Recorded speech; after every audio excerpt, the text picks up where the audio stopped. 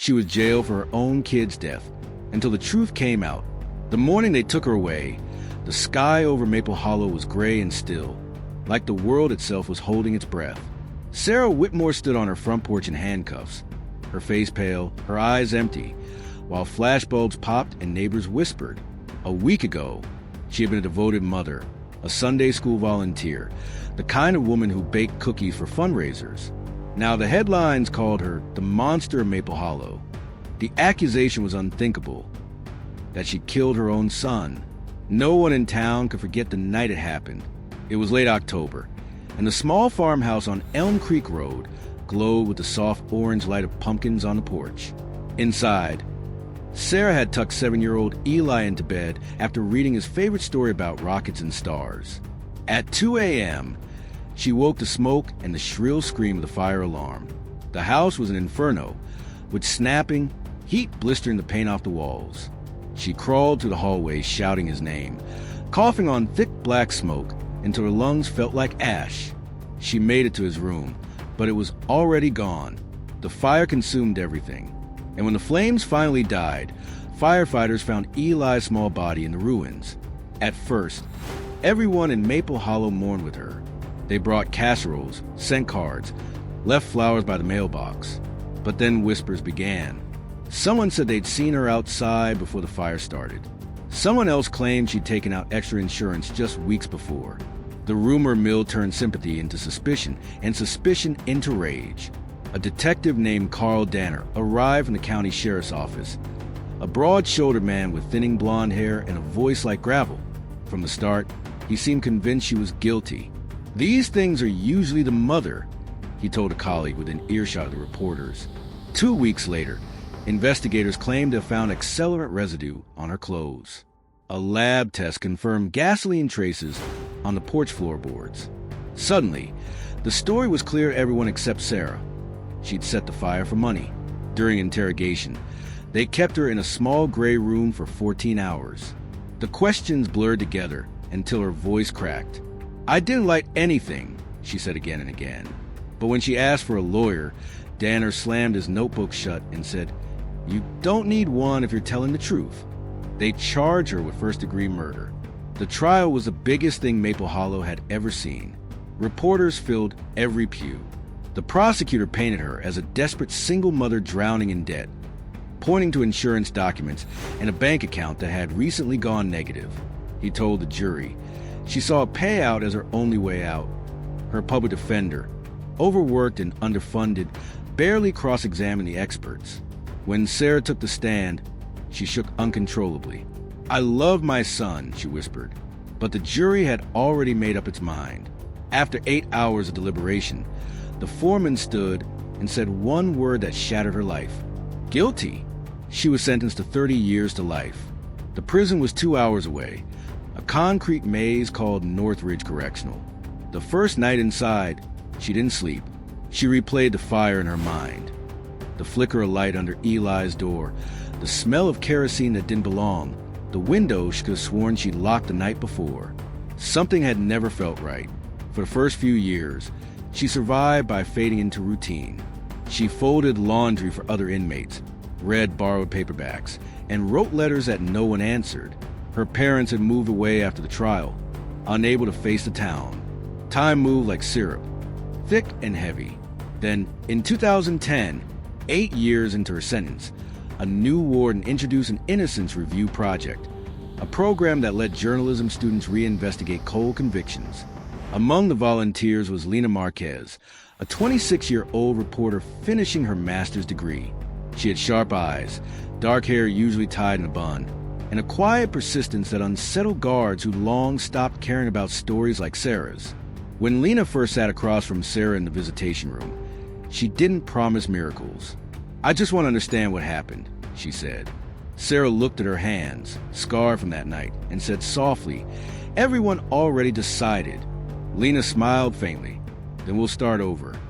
Over months, she pieced through thousands of pages of files. What she found made no sense. The gasoline residue from the porch didn't match any gas sold in town.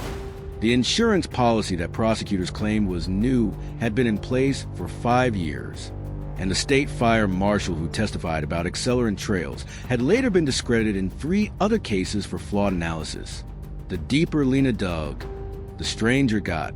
A neighbor's statement, one that mentioned seeing a tall man near the shed minutes before the blaze, had vanished in the official record. When Lena visited the woman, now elderly, she recalled that night vividly. He wasn't from here, she said. Had a truck with out-of-state plates. Lena's instincts screamed cover-up or negligence. She kept going. One night, while reviewing old property tax data, she noticed something startling. The burned farmhouse had been adjacent to land owned by a fuel storage company under investigation for illegal dumping. A fire that destroyed a witness, Sarah's neighbor, would have benefited them.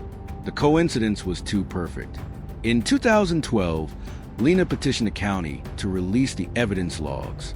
They refused. She appealed, and the court forced them to comply. Inside one mislabeled box, she found a melted gas and stamped with an industrial label from that same fuel company. It had never been entered into evidence. The implication was explosive. The fire wasn't arson for profit. It was corporate cleanup, and Sarah's tragedy was collateral damage. But the local police chief shut Lena down fast. "That case is closed," he barked. "Let it die." She didn't. She took her findings to a national news outlet. 2 months later, the Clarion Ledger ran her story. Mother convicted in son's death may have been scapegoat for corporate crime. The state reopened the investigation under public pressure. Within weeks, the Department of Justice found that Detective Carl Danner had received consulting payments from the fuel company during the same year as the fire. The revelation ignited outrage. Sarah was granted a retrial. When she walked back into the courtroom in 2013, she was thinner, her hair streaked with gray, her wrists marked by years of handcuffs. But her voice, when she testified, carried a quiet strength. "I lost my son that night," she said, "and then I lost my life for it. I just want the truth to count for something." Lena sat behind her, clutching a folder of documents. The prosecution's case collapsed within days. The jury took less than 2 hours to return a new verdict. Not guilty. The gallery erupted. Sarah covered her face and sobbed. Outside, cameras flashed again, but this time, the world saw not a monster, but a mother reborn. The state issued a formal apology and compensation, but no amount of money could buy back the lost years. Detective Danner resigned under investigation. The fuel company executives faced charges for environmental violations and obstruction of justice. When Sarah returned to Maple Hollow, the same people who had once whispered now left flowers at her gate. Her old house was gone, just an empty lot. But she planted a garden there anyway. Tomatoes, sunflowers, and one small cherry tree for Eli. She never remarried, never moved away. She stayed because she wanted people to see what truth looked like when it finally came home. In an interview years later, she said, "I used to think forgiveness was letting go, but it's remembering without hating." Lena's investigation earned her national recognition, but she always said the real story wasn't hers. It belonged, she told a reporter, to a mother who refused to vanish. And maybe that's what justice really is. Not perfection, not speed, but persistence. Sarah still visits Eli's grave every Sunday. She lays a single white lily, closes her eyes, and whispers the same words she said every week since her release. "I'm free now, baby." And they know, because sometimes the truth doesn't arrive when you need it. It arrives when the world is finally ready to listen. And that's why Justice Uncovered exists. Because silence has power only when no one dares to speak. Every time a voice is heard, every time a story is told, justice moves 1 inch closer to home. If this story moved you, share it. Leave a comment below. What would you do if the world turned against you and you were innocent? Subscribe to Justice Uncovered to hear more stories that prove the truth can't stay buried forever. This is Justice Uncovered, uncovering the truth, one case at a time.